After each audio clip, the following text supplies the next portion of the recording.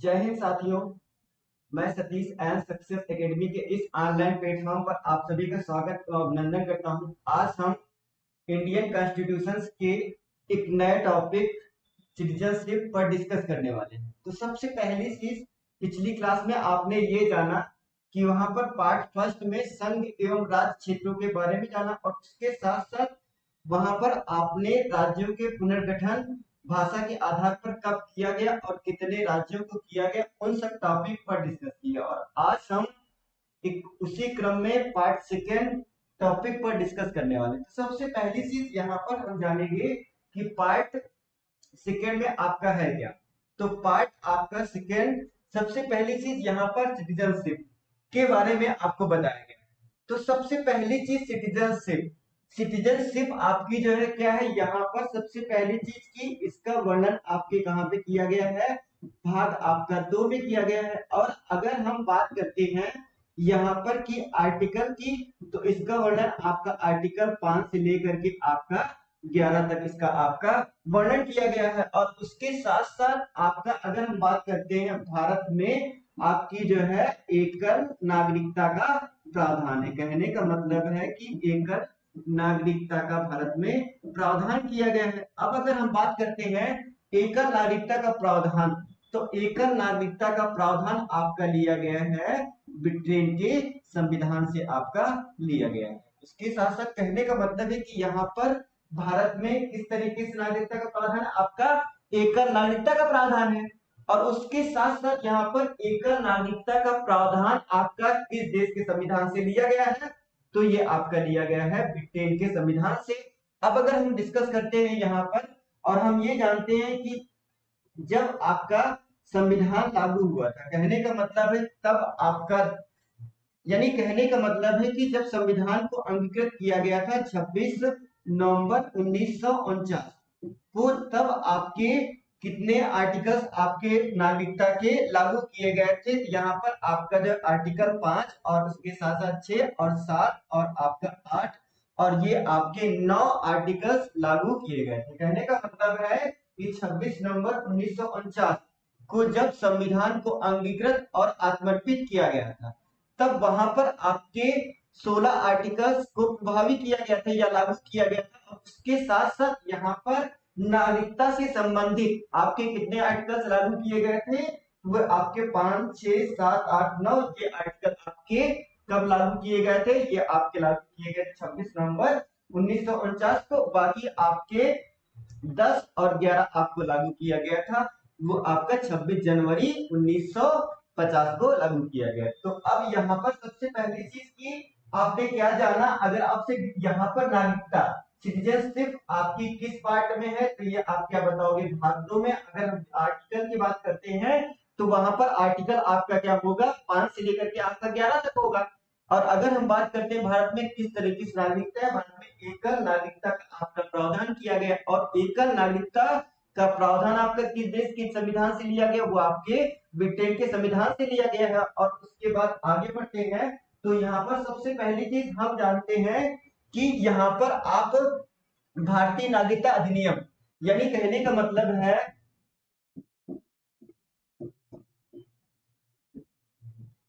भारतीय नागरिकता अधिनियम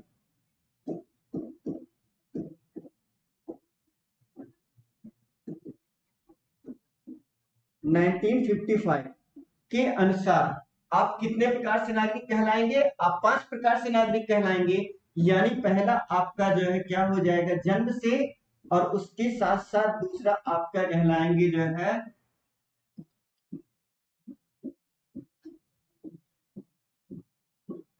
वंश परंपरा के अनुसार, और तीसरा आप कहलाएंगे जो है यहाँ पर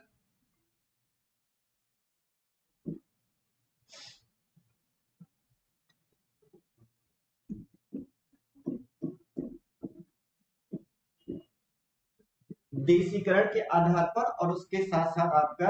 चौथा आपका जो है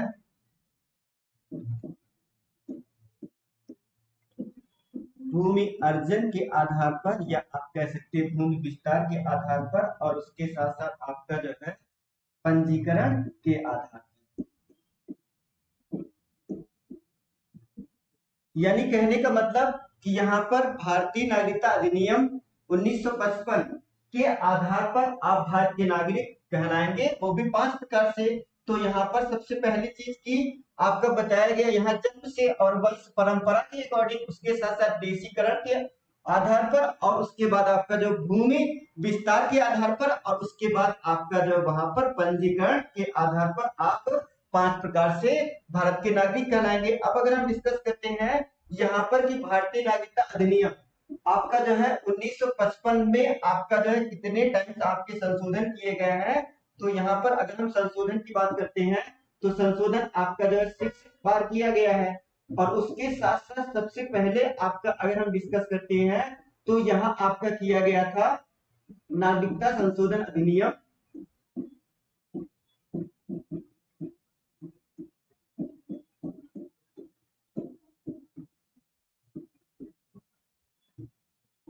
यानी आपका जो है सिटीजनशिप अमेंडमेंट एक्ट आपका जो है सबसे पहला आपका किया गया था, वो भी आपका जो है 1986 में। और उसके साथ साथ अगला आपका किया गया था 1992 में, और उसके बाद आपका किया गया था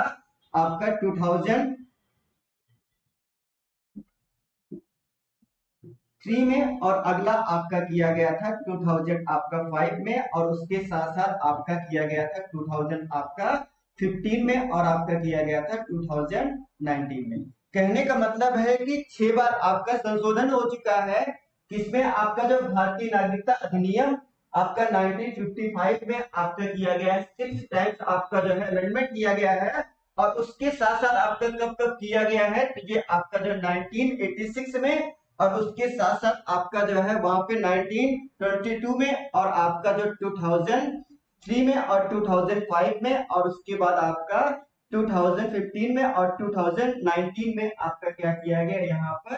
6 टाइम्स आपके संशोधन किए गए। तो यानी कहने का मतलब यहाँ पर कि अगर आपसे पूछा जाता है भारतीय नागरिकता अधिनियम में कितनी बार संशोधन किया गया, तो आपका आंसर क्या होगा, 6 बार आपका संशोधन किया गया। और कब कब किया गया है, तो ये आपका जो है 1986 में और 92 में और 2003 में और 2005 में और 2015 में, और आपका 2019 में आपका जो है यहाँ पर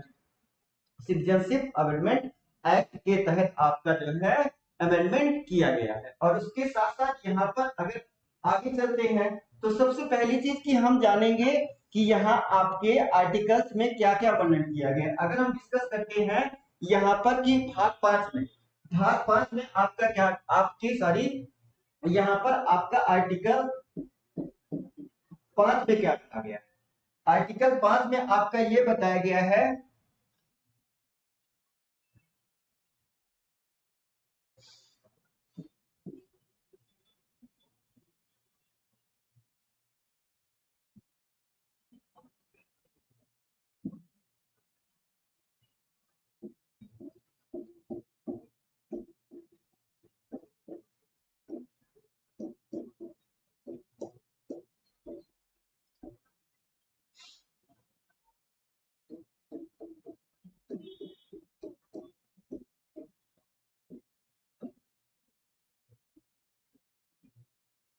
यानी कहने का मतलब है कि यहाँ पर आर्टिकल 5 में आपका क्या बताया गया है, संविधान के प्रारंभ में आपका जो है प्रारंभ में नागरिकता के बारे में बताया गया। और उसके साथ साथ अगर हम बात करते हैं आपका आर्टिकल 6 में, तो आर्टिकल 6 में क्या बताया है कि जो भी व्यक्ति आपके पाकिस्तान से जो है भारत जाने वाले, कहने का मतलब कि पाकिस्तान से जो भी व्यक्ति भारत चले गए हैं उनकी नागरिकता बताई गई। यानी कहने का मतलब है कि आर्टिकल 6 में बताया गया है कि पाकिस्तान से जो व्यक्ति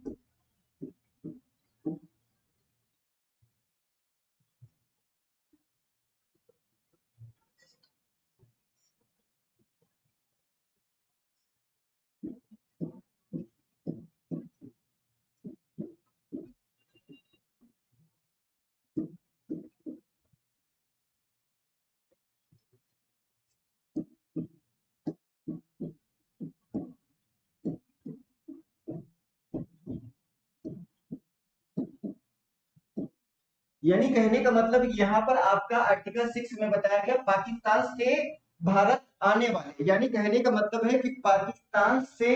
भारत आने वाले व्यक्ति की आपकी नागरिकता कहाँ पे बताई गई, तो वो आपकी बताई गई है आर्टिकल 6 में। और उसके साथ साथ यहाँ पर अगर हम बात करते हैं आर्टिकल 7 में, तो आर्टिकल 7 में क्या बताया गया है, पाकिस्तान से, यानी कहने का मतलब है कि जो भारत से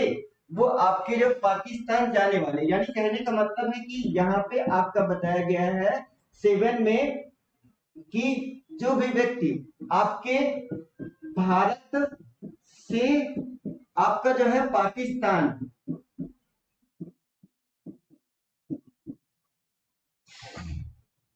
जाने वाले,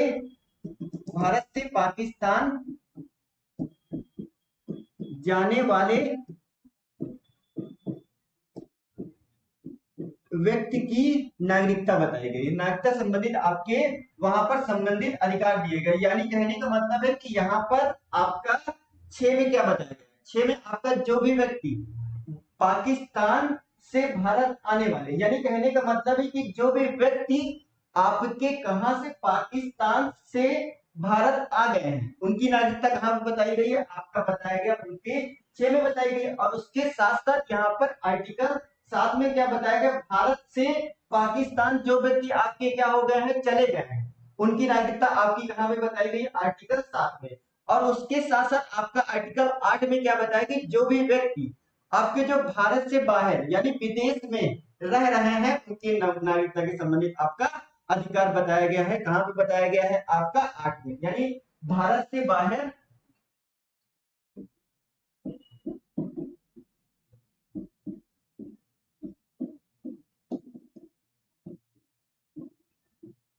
या आप कह सकते हैं विदेश में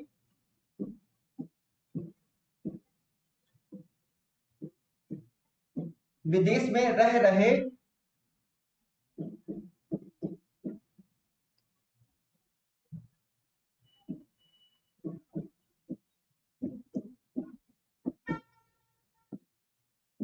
भारतीय मूल के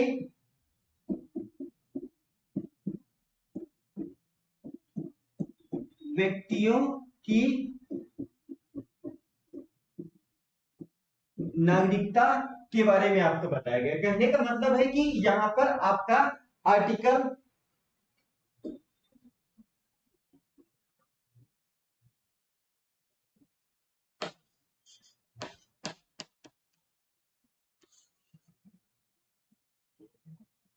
आर्टिकल 8 में क्या बताया गया है कि आपका जो है भारत से बाहर रहने वाले आपके जो भारतीय, यानी कहने का मतलब भारत से बाहर या आप कह सकते हैं विदेश में आपका जो रह रहे भारतीय, वहां पर जो आपके भारतीय हैं उनके बारे में आपके नागरिकता का प्रावधान किया गया है। उसके साथ साथ यहाँ पर भारतीय मूल के व्यक्ति की नागरिकता से संबंधित आपका अधिकार बताया गया, वो आपके कहाँ पे बताया गया, आर्टिकल 8 में बताया गया है। और उसके साथ साथ आपका यहाँ पर अगर हम डिस्कस करते हैं तो 9 में आपका क्या बताया गया है,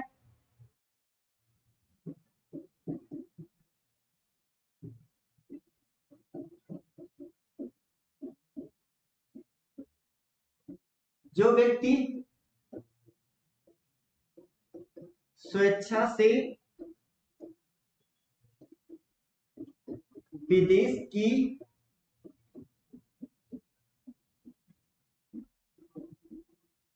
की नागरिकता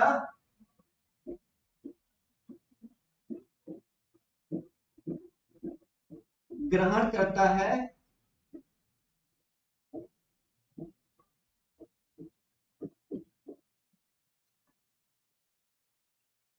उनकी भारतीय नागरिकता क्या हो जाएगी,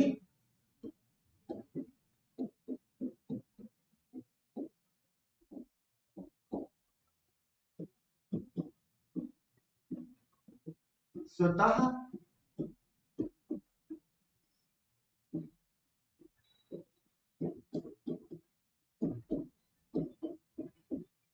कहने का मतलब यहाँ पे आपका आर्टिकल 9 में क्या बताया गया, जो व्यक्ति आपका जो है स्वेच्छा से विदेश की नागरिकता आपकी ग्रहण करते हैं, यानी कहने का मतलब है कि जो भी व्यक्ति आपके विदेश की नागरिकता को ग्रहण करते हैं और उसके साथ साथ आपका जब उनकी भारतीय नागरिकता क्या हो जाएगी, स्वतः समाप्त हो जाएगी। इसका प्रावधान आपके कहां पे किया गया, आर्टिकल 9 में किया गया है। और उसके साथ साथ यहाँ पर अगर हम डिस्कस करते हैं कि 10 में क्या बताया गया है, यानी किसी भी व्यक्ति की आपका जो संसदीय विधि द्वारा नागरिकता ली जा सकती है। कहने का मतलब है कि किसी भी व्यक्ति की, आर्टिकल 10 में बताया गया है, किसी भी व्यक्ति की नागरिकता संसद विधि द्वारा ली जा सकती है।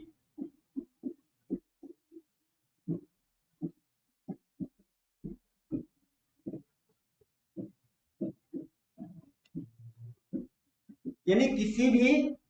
व्यक्ति की जो आपकी नागरिकता है वो आपकी ली जा सकती है, वो संसदीय एक विधि के द्वारा आपकी ली जा सकती है। इसका प्रावधान आपका कहां पे बताया गया है, इसका प्रावधान आपका आर्टिकल 10 में बताया गया। और आपका आर्टिकल 11 में क्या बताया गया है कि जो भी आपके कानून होंगे, कहने का मतलब है कि नागरिकता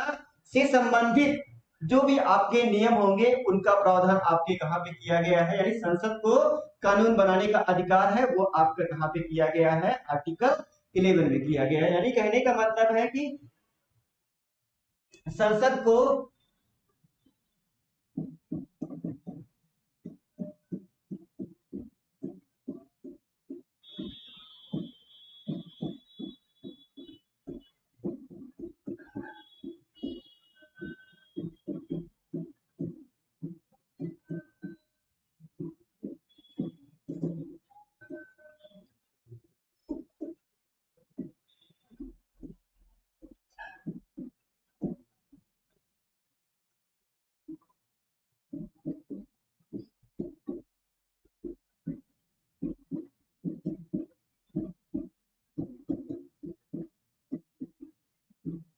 यानी संसद को आपका जो नागरिकता संबंधित कानून बनाने का आपका जो अधिकार है वो आपका कहां पे दिया गया, आर्टिकल 11 में दिया गया। यानी कहने का मतलब है कि अगर हम डिस्कस करते हैं यहाँ पर तो आर्टिकल 5 में क्या बताया गया, आपका जो संविधान के प्रारंभ पर आपकी नागरिकता बताई गई है। और उसके साथ साथ आपका आर्टिकल 6 में आपका क्या बताया गया है, तो वहां पर आर्टिकल 6 में आपका बताया गया है कि जो भी व्यक्ति आपके पाकिस्तान से भारत आपके जो आने वाले व्यक्तियों की नागरिकता बताई गई। और उसके साथ साथ आर्टिकल 7 में आपका बताया गया है कि आपके भारत से जो भी व्यक्ति आपके पाकिस्तान चले गए हैं, यानी जाने वाले व्यक्तियों की नागरिकता बताई गई है वो आपका कहां पे बताया गया, 7 में बताया गया। और उसके साथ साथ यहाँ पर 8 में बताया गया है कि जो भी व्यक्ति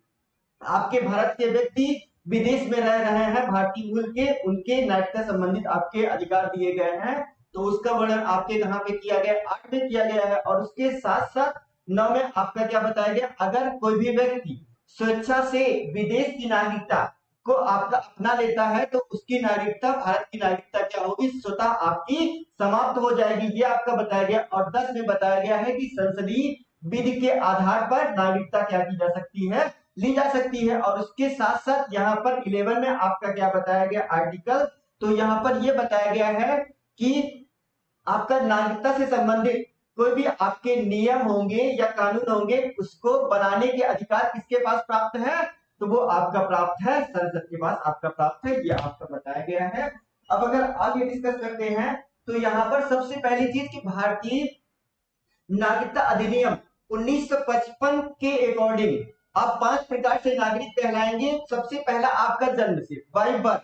तो यहाँ सबसे पहली चीज की आपका इसमें ये प्रावधान किया गया, यानी कोई भी व्यक्ति जिसका जन्म 26 जनवरी 1950, यानी कहने का मतलब कि जब आपका संविधान लागू हुआ है तब उसका जन्म हुआ हो या उसके बाद आपका हुआ हो, तो वो व्यक्ति आपका क्या कहलाएगा, भारत का एज ए नागरिक कहलाएगा। और उसके साथ साथ लेकिन यहाँ पर आपका एक प्रावधान किया गया है कि माता पिता में से कोई एक भारतीय नागरिक हो, यानी कहने का मतलब एक आपका प्रावधान, एक अमेंडमेंट किया गया, वो आपका कौन सा किया गया, कॉन्स्टिट्यूशन अमेंडमेंट एक्ट आपका 1986 के तहत ये आपका प्रावधान किया गया कि माता पिता में से एक व्यक्ति आपका क्या होना चाहिए। लेकिन सबसे पहली चीज इसका आपका मिसयूज होने लगा, कहने का मतलब है कि जन्म से आपका जो है, तो ये आपका प्रावधान कर दिया गया कि माता पिता में से आपका कोई भी व्यक्ति भारत का नागरिक होना चाहिए। ये आपका जो अमेंडमेंट कब किया गया, आपका जो नागरिकता संशोधन अधिनियम 1986 में ये आपका अमेंडमेंट करके ये प्रावधान आपका बना दिया गया कि अब माता पिता में से कोई एक व्यक्ति होगा तभी वो आपका क्या कहलाएगा, जन्म से भारत का नागरिक कहलाएगा। और उसके बाद आपका क्या है, दूसरा आपका मानते हैं आपका वंश परंपरा, यानी वंश परंपरा यानी पीढ़ी दर पीढ़ी। इसका मतलब क्या होता है, जहां पर आपका जो कोई भी व्यक्ति जिसका जन्म आपका जो विदेश में आपका 26 जनवरी के दिन या उसके बाद हुआ, यानी कहने का मतलब है कि किसी भी भारतीय मूल का कोई आपका व्यक्ति होता है और उसका जन्म आपका कहाँ होता है, उसका जन्म जो है विदेश में आपका हुआ हो, तो उसके बाद वो भारत में आपका जो है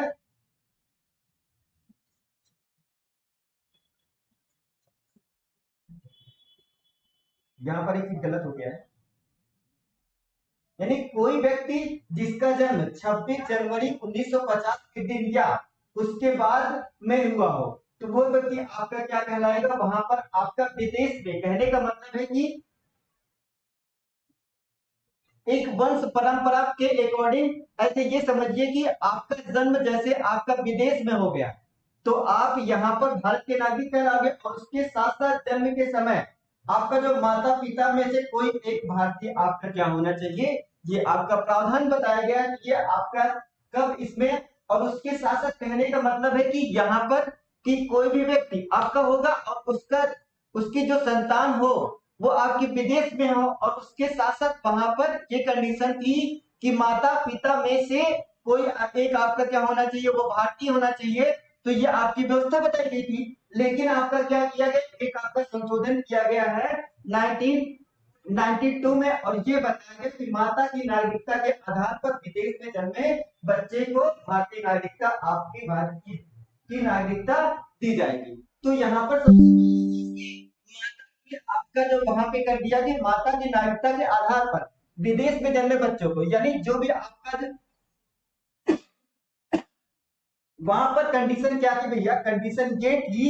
कि सबसे पहली चीज की माता की नागरिकता के आधार पर विदेश में जन्मे बच्चों को आपकी भारत की नागरिकता आपकी क्या दी जाएगी। तो वहां पर सबसे पहली चीज की माता के आधार पर कर दिया गया, और वो आपका कब किया गया, तो वो आपका किया गया 19 आपका जो है 92 में ये आपका कॉन्स्टिट्यूशन में अमेंडमेंट किया गया है। और उसके साथ दूसरा संशोधन यहीं पर किया गया, आपका नागरिकता संशोधन अधिनियम 2003 के अकॉर्डिंग वंश परंपरा के आधार पर आपका जो नागरिकता नहीं दी जाएगी, बच्चे के जन्म के आपका जो क्या किया जाएगा, 1 वर्ष के भीतर आपको जो है भारतीय इंडियन एम्बेसी में आपको क्या करना पड़ेगा, वहां पर पंजीकरण कराना पड़ेगा, या तो आप कह सकते हैं कि रजिस्ट्रेशन कराना पड़ेगा। यानी कहने का मतलब है कि किसी भी भारतीय आपका जो मूल आपका क्या हुआ निवास आपका इंडियन का व्यक्ति कोई है, और सपोज दैट ये मान के चलिए कि उसकी संतान आपके विदेश में हो रही है, और वहां पर आपको क्या कराना पड़ेगा, आपका 2003 के आपके जो है सिटीजनशिप अमेंडमेंट एक्ट के अंतर्गत वहां पर यह प्रावधान किया गया कि 1 साल के भीतर आपका जो भारतीय वाणिज्यिक आपका जो दूतावास से क्या करना पड़ेगा, आपका जो इंडियन एम्बेसी से आपको रजिस्ट्रेशन कराना पड़ेगा, आपका विद इन आपका जो जन्म से 1 वर्ष के भीतर आपको क्या करना पड़ेगा, रजिस्ट्रेशन कराना पड़ेगा। ये प्रावधान आपका बना दिया गया है 2003 के बाद। और अगर आगे बढ़ते हैं तो यहाँ पर आपका बताया गया पंजीकरण के आधार पर, यानी पंजीकरण के आधार पर अगर कोई भी व्यक्ति लास्ट आपके जो 7 वर्ष से भारत में रह रहा, यही लगातार आपका जो 7 वर्ष से भारत में रह रहा हो, और उसके साथ साथ पंजीकरण तिथि से एक 1 वर्ष लगातार भारत में रह रहे हो, यानी कहने का मतलब कि पंजीकरण कराओ और उसके साथ साथ आप 1 साल क्या करो, भारत में कंटिन्यू आप रहो, तब क्या किया जाएगा भारत के, तब वहां पर आपको नागरिकता आपकी पंजीकरण के आधार पर मिल जाएगी। और उसके साथ साथ आपका जो यहाँ पर एक यानी कोई विदेशी महिला है, कोई मान लीजिए सपोज दैट कोई विदेशी महिला हो, अब भारत के किसी पुरुष से विवाह करना चाहती है, या आप समझिए कि जो है या कर चुकी हो, तो उसे क्या किया जाएगा, वो पंजीकरण के माध्यम से उसको भी नागरिकता दे दी जाएगी। ये प्रावधान आपका कहां पर है, पंजीकरण के माध्यम से। और उसके साथ साथ आपका देशीकरण क्या होता है आपका, तो विदेशी नागरिक, कोई भी आपका विदेशी नागरिक है और वो लगातार आपका 11 वर्ष तक, यानी कहने का मतलब है कि टोटल आपके 11 वर्ष से आपका जो भारत में रहने का आपका क्या एक्सपीरियंस हो, और उसके साथ साथ आपका उसको आपकी जो है 22 भाषाओं में से किसी एक भाषा का आपका अच्छा ज्ञाता हो, तो वो आपका क्या कर सकता है, देशीकरण के माध्यम से भारत की नागरिकता ले सकता है। तो यहाँ पर सबसे पहले कि पंजीकरण से उसके लिए एक कंडीशन बताया गया है। वो भी कंडीशन क्या बताया गया कि पंजीकरण के आपका किससे 1 वर्ष के आपका जो लगातार क्या करना पड़ेगा, उसे भारत में रहना पड़ेगा। और उसके साथ साथ वहां पर आपका जो भारतीय की जो 22 भाषाएं, आपका 22 भाषाएं आपकी जो है 8वीं अनुसूची में बताई गई है, उसमें से किसी एक भाषा का अच्छा जानकार हो या अनुभव प्राप्त हो या ज्ञान हो, तो वो व्यक्ति आपका क्या कहलाएगा, वहां पर देशीकरण के माध्यम से भारत का आपका नागरिकता ले सकता है। ये प्रावधान आपका बताया गया कहां पर, देशीकरण के माध्यम से। और अगर आप देखते हैं लास्ट, यानी भूमि अर्जन के माध्यम से, या आपका जो कह सकते हैं भूमि विस्तार के माध्यम से। जब आप किसी आप जो है आउट एरिया को, यानी कहने का मतलब आउटर एरिया है, कोई बाहरी क्षेत्र आपका होगा, उस पर आप कब्जा कर लो, यानी कहने का मतलब आप पाकिस्तान पे कब्जा कर लो या आप चीन पर कब्जा कर लो, तो जो वो आपका दायरा आएगा, वो आपके वहां के नागरिकों को क्या किया जाएगा, भारत का नागरिक माना जाएगा। कहने का मतलब है कि भारतीय संघ में आपको शामिल कर लिया जाएगा। ऐसे सिक्किम इसका आपका एग्जाम्पल है। कहने का मतलब है सिक्किम को आपका जो है 1975 में आपका जो पहले क्या किया गया था, आपका जो है राज्य का दर्जा प्रदान किया गया था, वहां पे आपका एक क्या हो जाएगा, सिक्किम आपका क्या है, सिक्किम आपका एक बाहरी क्षेत्र है, आउट आपका एरिया है। वहां पर सबसे पहली चीज की भूमि अर्जन के आपका आधार पर कोई बाहरी क्षेत्र होगा, आपका आउटर एरिया हो, उसके तहत आपका क्या किया जा सकता है, भारतीय नागरिकता आपके प्रदान की जा सकती है। तो यहाँ पर आपका ये प्रावधान बताया गया। और उसके साथ साथ अगर आगे बढ़ते हैं, तो यहाँ पर भारतीय नागरिकता को आपका समाप्ति कैसे आपकी भारत की नागरिकता समाप्त किया। एक तो सबसे पहली चीज की स्वेच्छा से, आपका जो आप स्वेच्छा से नागरिकता आप क्या करो, त्याग कर दो। और दूसरी उसके बाद दूसरी आपकी कंडीशन क्या है, भारत सरकार के द्वारा नागरिकता आपकी जो है छीन ली जाए, और उसके साथ साथ आपका यानी किसी दूसरे देश की नागरिकता आप प्राप्त कर लो, और स्वेच्छा से त्याग करो, किसी दूसरे देश की आपकी नागरिकता क्या करोगे, आप प्राप्त कर लोगे, तो आपकी नागरिकता हो क्या होगी, यहाँ की समाप्त हो जाएगी। इसका वर्णन आपके आर्टिकल आपका जो है बताया गया है, वो आपके। अब उसके साथ साथ यहाँ अगर कोई व्यक्ति धोखाधड़ी से, या आप कह सकते हैं कि अवैध तरीके से आपका गलत आपके डॉक्यूमेंट दिए, उसके आधार पर भी आपकी नागरिकता